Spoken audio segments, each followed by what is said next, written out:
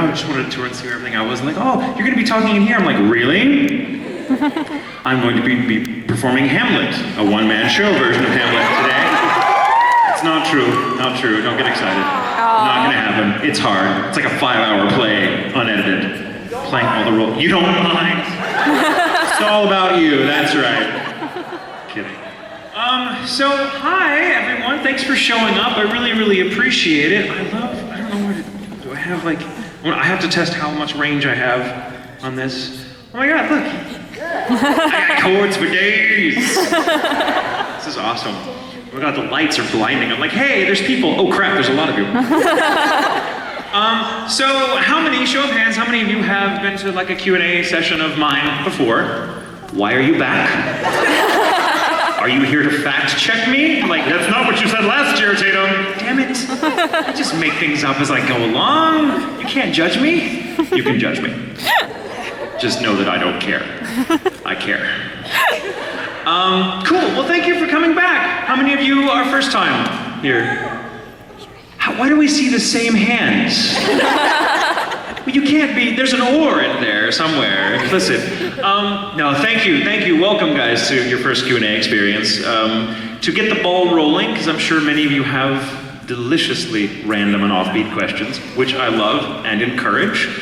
Do try to keep it relatively family friendly, although I will probably let several curse words and adult references fly out from time to time. I do try to rein them in for you lovely people out there that may be new to this thing called language. So, before we get started though, I do have a couple of ground rules which many of you are probably familiar with. I do like new questions. So if you have been to one of my Q&A panels before, or watched one of the many Q&A panels available on YouTube to watch, in which I make a complete ass of myself, and you have heard me answer the question you want to ask there, ask a different question. The answer hasn't changed. I promise. Unless it's like, how old are you? Then it may have changed. But it's none of your damn business anyway. So, you know, of course you do. Of course you do. You only think you know. How do you know? Wikipedia lies. Wikipedia does not know who I am. The picture on there is like 500 years old. I have a double chin and the worst hair in the world. I had no friends when that picture was taken. A friend would have told me, look at your life, look at your choices. This is how the internet will remember you. The hair is ridiculous in that picture. I think we can all agree. I look like I should have a Hello Kitty Bobby on. Which in and of itself would have been pretty cool now that I think about it. But again, no friend around to say, hey, Hello Kitty Bob, just for you, just to justify this ridiculous hair. Rule number 2, as perfectly exemplified just now, I ramble. Which means I don't have a chance to get to all of your awesome, lovely questions. So if you've been holding your hand up for most of the panel and I don't pick on you, please don't take it personally. It's not that I don't love you, I just didn't want to answer your stupid questions, so... I'm kidding. There are no stupid questions, only stupid answers. Show of hands, how many people think that's bullshit? Excellent, we're getting along just fine. New questions, or newer questions, fun, random questions. You have one already. What? Oh yes, there's a mic. There's a mic here. Don't kill each other. There is no special prize for being first. Also, please, those of you that want to ask me a question, I do get a little saucy and sarcastic. I pick on you only because I love you. Maybe. So, oh my God, everyone's like, I have a question, da, da, da, da, da. They're also orderly about it. See, the rest of you know what you're doing. You're like, I just want to watch you dance. Monkey dance. I'm sitting on my ass watching you. The rest of these people are like, that's hysterical. This is why I showed up 5 minutes early to come out. Oh, no, it's perfectly fine. This actually works out well. Then we'll get the full hour in.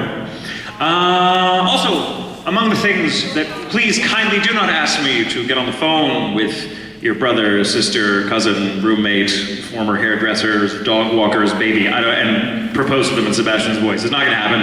I want to stay up on this stage So, please also don't ask me for hugs because I'll have to get my lazy ass down and give you a hug. Let me just give you a big figurative hug right now. Is everyone ready? Okay, we're all better people now. So, also, oh, let me just get this out of the way. Yes, my lord. Stop asking me to say it. Jesus. Also, and the other line, what was it? The bug line? Oh, no, you want me to do the whole series for you, right? Just watch it. That's what DVD technology is for. It's at your fingertips anytime you want. You don't have to wait in line. I love picking on you. How the hell did you get from there to there? I saw you in those heels. You did not run.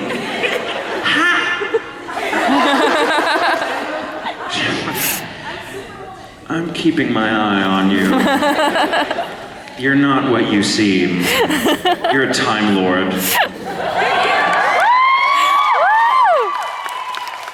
Are you a good witch or a bad witch? You're like, I'm a good witch if you're not an asshole.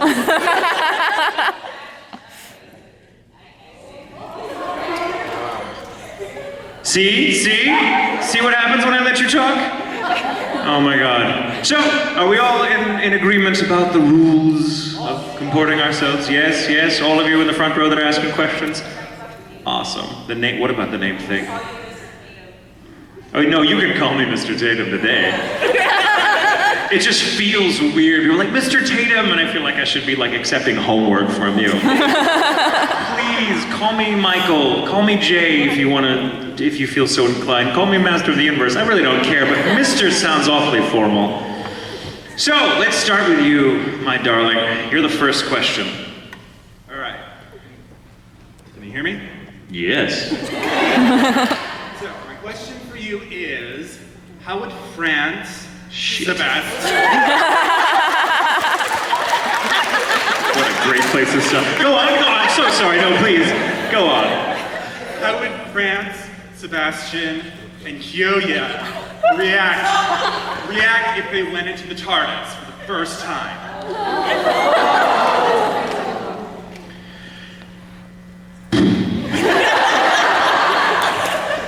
France would be like, oh no, let's start with Kyoya. Kyoya would be like, this looks expensive. How much are you charging?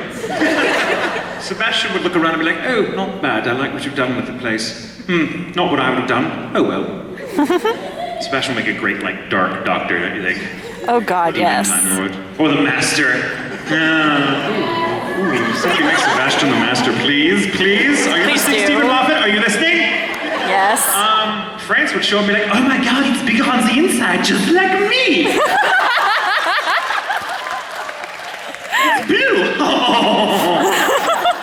And everything would be like white and red and blue. There'd be a lot of empty wine bottles rolling around all the floor. That's how we know if we level.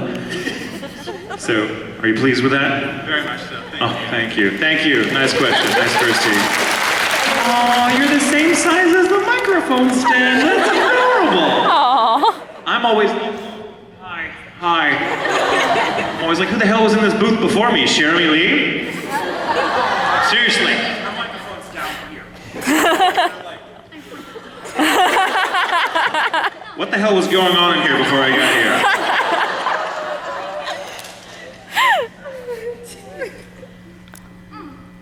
Huh? Oh, I'm sorry, I didn't know what was going on. Okay. You're perfectly fine. Hi. Hopefully this isn't a creepy question, but They always say that just before it is. But it's okay, I can take it. You don't scare me. Okay. Can you say I love you, Cassandra, in Sebastian's voice? I can. Thank you. Is that an order? Yes. Well, say that's an order. You know how this works. That's an order, Sebastian. Cassandra, I love you. Thank you. Oh, very welcome. That's not legally binding, by the way. Next question. Hello again. That's a statement. You lose. Actually, it's a salutation. Hello, darling. Hello. How are you? I'm doing quite well. And look, I have made it to your line to ask you, To ask what did you think of the Series 8 premiere of Doctor Who. How many Doctor Who fans do we have in the audience? Some. How many of you have seen the season 8 premiere? Oh, almost the same number of hands. Well, those of you who have not yet seen it and who are fans, please watch it. I can highly recommend it. I am very, very pleased. Those of you that follow me on Facebook, I wrote a nice little dissertation on my thoughts on the season premiere. I love Peter Capaldi. I think Peter Capaldi is a tremendous actor, and him playing the Doctor is great because for the first time in a long while, especially for someone who's been watching this show for as long as I have, the Doctor is kind of a dick. And it's fun. He's this crusty, old, like extraordinarily energetic personality who's large in life, as the Doctor should be, but he also has no time for your BS. And it's wonderful. It's wonderful because I think, I'm gone as the sexy Doctor, which I feel is fun, but we've explored that. The Doctor is a huge personality, actually multiple personalities. Let's explore another one. I love the dialogue. I think the dialogue, they're going back to the older days of taking time, so now each scene has this kind of breadth and emotional resonance to it because they're not trying to be quick and witty. Everything's, kind of telescoped in the older series or in the recent series. Nothing wrong with that, but I like to go back to the days where we have longer scenes and more gets said back and forth because the characters are really kind of verbally sparring in these really wonderfully extensive ways. It makes it fabulous to watch for me because I'm a big fan of language and dramatic dialogue. So I love it. I thought it was a great episode. I'm looking forward to it. I love the parley between he and the Impossible Girl. And I'm looking forward to it. I think we can expect great things. Did you like it? I did enjoy it very much, and I especially liked the Matt Smith cameo at the end. I felt that was actually more aimed towards the fans rather than towards Carla. Yeah. Clara. Clara. Way to screw it up. You're not a fan. Sit down. Aww. Notice how I forgot, so I just said Impossible Girl. I love that because in a way, I think I ended my little dissertation on Facebook about it. I'm like, it's really remarkable and worth considering when a show over 50 years old tells its audience, hey, time to grow up. Because that's kind of what they do, and not in a mean way. They're just like, hey, there are other darker, more not adult in the way that you might think when you hear that word. Doctor Who is not becoming an R-rated show anytime soon. But they're dealing with much more adult themes. They're dealing with the whole idea of the Doctor. What does it mean to be that kind of creature that lives for so long, at this point, 2,000 years, he says, and who is so huge that no one single personality is the all or end of him. What is it like to be that? What must it be to be forever, so to speak, but to constantly make friends and romances or what have you with temporal beings who will live and die many times over in your existence? It's kind of interesting and sad and tragic to think about what that must do to one's psyche if you are a Time Lord. And I love that they have the balls to actually go there and make the Doctor more alien again. He's very disowned from the normal Doctor. He's hard to love, but for that reason, he's twice as fascinating. So thank you for bringing that up. I'm a big Doctor Who fan. Please go watch the show, support it. It's freaking awesome. Hi. Hello. I just want to say you're an amazing human being. I am. It's true.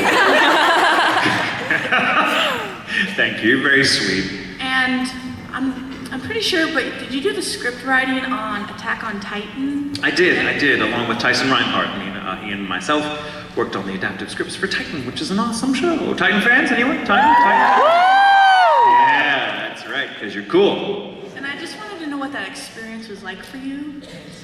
Adaptive writing is a huge part of what I do for the industry, and I've written so many adaptive shows that at this point, I think I've probably written about the same number of shows that I have been in. Sometimes I'm in the show that I've written, and that's very stressful, because as a writer and an actor, you think, God, I'm in the booth and I'm recording, and if I can't make this line work, it's because I'm a shit actor or a shit writer. There's no way out, there's no scapegoat. It's all my fault. But Titan was one of those special shows because, one, it was huge, and I knew before it came down the wire to me that it was a huge show. People have been asking me about it for the better part of a year. Like, Attack on Titan, do you know Attack on Titan? I'm like, no, I have no idea, sorry. They're like, oh, bad, you're so not cool. So when someone said, hey, Attack on, when my boss, John Bergmeyer, the head writer of Funimation, the boss man, who I love working for because he knows my strengths, and I'll be like, hey, I'm gonna give you this really big responsibility of being the lead adaptive writer for the show. Don't screw up.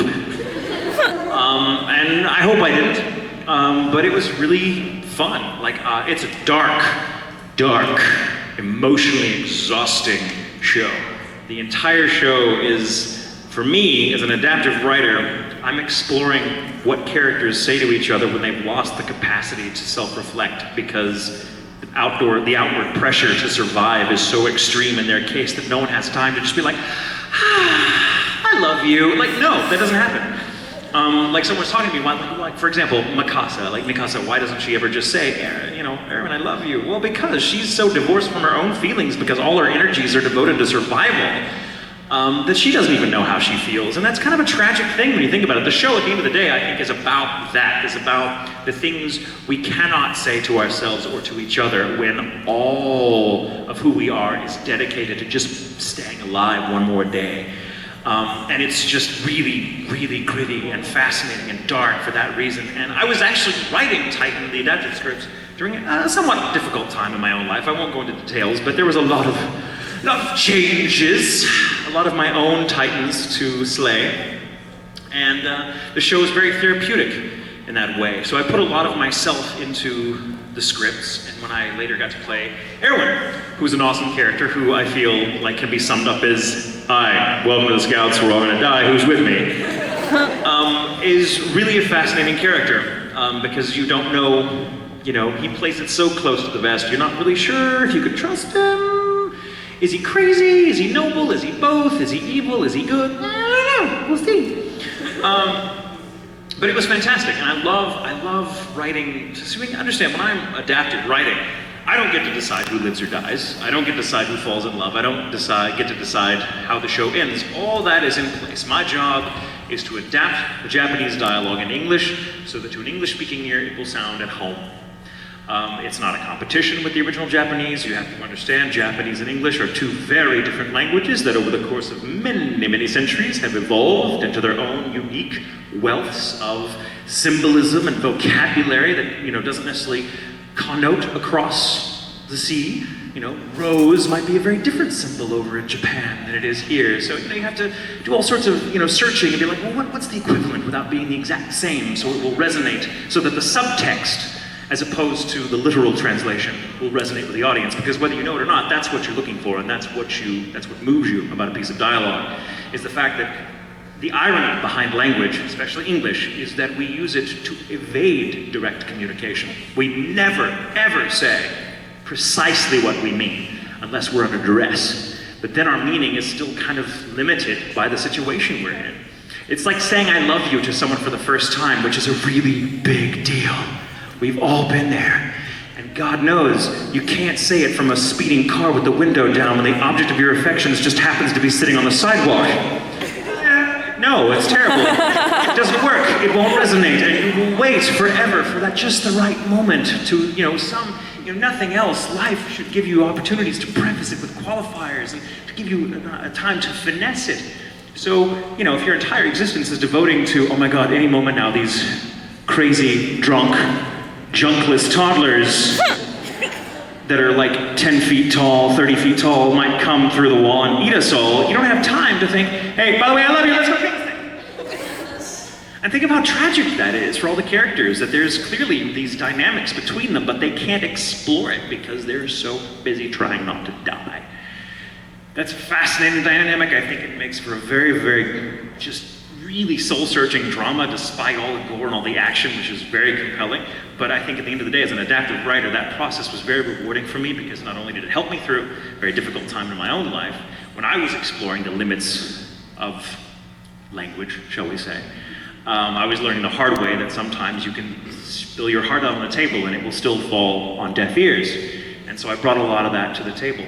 But I just think it's a really good show, and it's great to be part of something that big, and to the fans for it to still, resonate with them, and that I didn't, hopefully, screw it up. So thank you. Thank you for bringing that up. I love to talk about the adaptive writing process. I don't get to talk about it very much.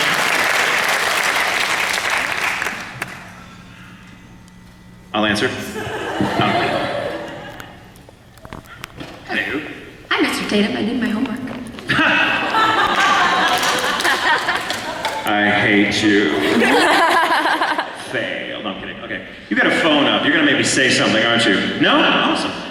What you got, darling? Do you remember your struggle with, what is it now, Daddy, as Kyoya to Tamaki? Very well. Very well. I remember you had to keep toning it down. So what would be the original way you say it? The only way I know how to say that line in any context is, what is it now, Daddy? Right? Wouldn't have worked. Wouldn't have worked in that situation. No. We think it's fine. You think it's fine. Try telling that to Vic.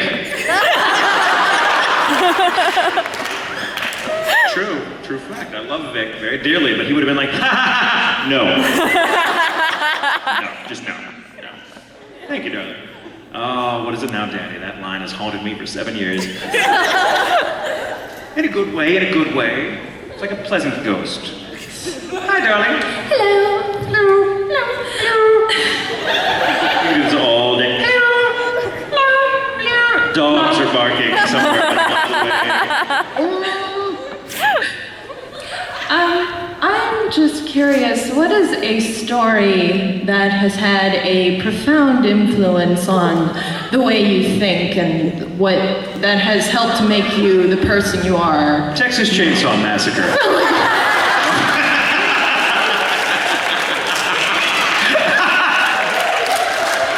No, that's so not true. I have been reading. It's a very difficult question to answer. It's a really good one, though. That's a very new one. No one's gone to that territory before. I'm a very, very well-read individual, and I don't say that because I think it makes me better. It just means I have a lot more free time and a lot less friends. A true story. My grandmother was a lit professor, and so they had this phenomenal library at home, and they were very progressive thinkers. So the rule of thumb was if I could reach it on a shelf, I could read it. And they had a ladder. So I read constantly. I struggled with dyslexia when I was young. It wasn't terrible, but it was classified as a learning disability or whatever the word is now. And I was actually in special ed for a couple of years for reading and writing and things like that because I displayed so little aptitude for it when I was young that my parents were worried and the school was like, well, let's get him in there. And I had an English teacher a long time ago, one of those dreadful matrons who hates their lives and hates jobs and wants to make sure that they impart nothing but despair and wretchedness on their students. You know the type, right? One of those. Thankfully, they're few and far between, but she told my parents that I would never, ever be able to utter a full sentence, let alone understand or write one. She's dead now, so I win.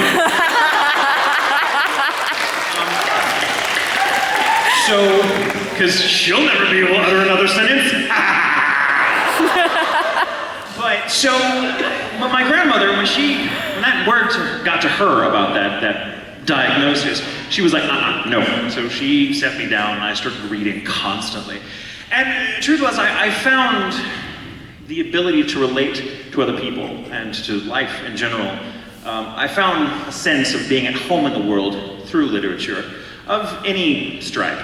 Fantasy, sci-fi, literature with a capital L, things like The Scarlet Letter and Moby Dick and Wuthering Heights and things that people look at now and go, oh, how do you read that? I'm like, I read that when I was 8. Oh my God, cry me a river. But I was really into this stuff because the truth is I was a really awkward and lonely child. I had a speech impediment, so people didn't listen to me very. I know, I've been making up for lost time ever since. But I mean, it was very difficult for me to relate to people, and so I think I was drawn to the characters and to the ideas in literature as a kid because they were surrogates for the flesh and blood friends I had a very difficult time making. So I read a lot, and it kind of gave me this sense of just how big and complicated things are and how wonderful people are, even when they're hideously mean or when there's something in there that we all share. And I think there's a handful of authors, artists, books, whatever that I could cite.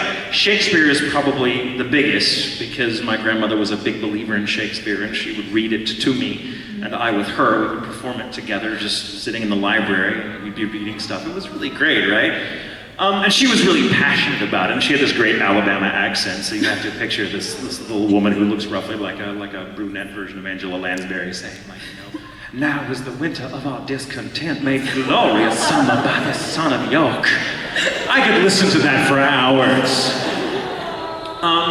So that language and this whole sense of what language could mean and my whole relationship, I mean, I had a very thorny relationship to language myself because I know what it's like not being able to speak. Even though everything in your mind you feel has this urgency, it has to get out there, but there's nothing in the world to compare with having all that and not being able to put it out here for people to appreciate or prize. Or praise. So it was really difficult. So I tended to read until by the time I got to high school, everything that was on the lit syllabus, I'm like, really? You're just reading this now? I was such a lit snob. Shakespeare's one, Proust is another one. Marcel Proust, who wrote Remembrance of Things Past, or In Search of Lost Time. It's translated from the French, I think is À la recherche du temps perdu, which means literally In Search of Lost Time, which is this huge 6-volume, 14 million word novel. Get cracking. That just encompasses this entire cosmos of what it means to be in love with something and someone and not be able to know what the hell to do with it. It's fantastic. He spends 30 pages in the first chapter describing waking up and not knowing what room you're in. And you're like, really? Really, Proust? Really? And you read like, oh my God, this is so incredibly detailed that you get embarrassed. You read it and you start blushing. You're like, holy shit, I've done that. And that's the point. You learn to read because it does make you more at home in the world. You know, it does make you realize that, you know, I can see people I know in these characters. I can see myself in these characters. And so because of it, when I did finally acquire speech and the ability to go out and the confidence to talk to people like I'm talking to you, I have this entire library of dusty old books in my head, all arguing with each other, by the way. None of these books get along in my head. They're all like, no me, no me, no me, you're an asshole, you're a jerk, shut up, shut up. Dignified books having these conversations in my head. And I bring that to the table, so I feel like I just, you know, there's a lot in here because I read books and stayed away from television largely when I was a kid. Unless it was Doctor Who, that was allowed. PBS was always allowed. So thank you. Again, it also made me quite the rambler, as you've noticed. Thank you. Thank you, darling. Who's next? Hi, Michael. Hi. I had to swallow this, and I was like, I'm not gonna say hi, but... So, hi, how are you? Great. If Kraft Lawrence was a merchant in the 21st century, what would he be selling? Oh my God, anything. I mean, he's a merchant. He would have a hard time selling it now because they're like, really? We stay in one place and we just like sell to people from a store? That's boring. I want to travel. He would have to be a traveling salesman. I think he would be a web developer. I do, because web devs can they are the piston that runs the engine of the industry, all industries now, and they can travel. Like my partner, who's here right now in the front row, being a web dev. He's like, yep, he's actually working right now. Yeah, he'd be a great Kraft Lawrence in the modern day. So, thank you. That's a good question. I love spice and wool. Who's next? Okay. Hi. Hi. Can you do Dr. Gel's evil laugh from Space Dandy? God. Yes, I can. Let me pour myself a quick glass of water while I discuss the difficulties of telling your parents what you do for a living when you play a character known for tooling around the universe in a spaceship shaped like the Statue of Liberty with a ball gag in its mouth. See, Mom, I told you I'd be okay. This is a legit enterprise. Dr. Joe sounds much like this. And when he laughs, it's like, I'm an ape. Never actually says that, but he should. He should. Space Dandy fans? Anyone? You are some cool people, let me tell you. Hello! Hello. So, due to the unfortunate absence of my buddy Irate Nate, I'm going to be reading this in his stead. Oh, this will be fun. You and I both know, everyone in this room knows that there was one role of yours that completely revolutionized your career. Can you see your life being even remotely similar to what it is today if you had never voiced the bad pun bandit in Shin-Chan? Oh my God, the bad pun bandit. It's actually based on a friend of mine who tells puns like they're going out of style.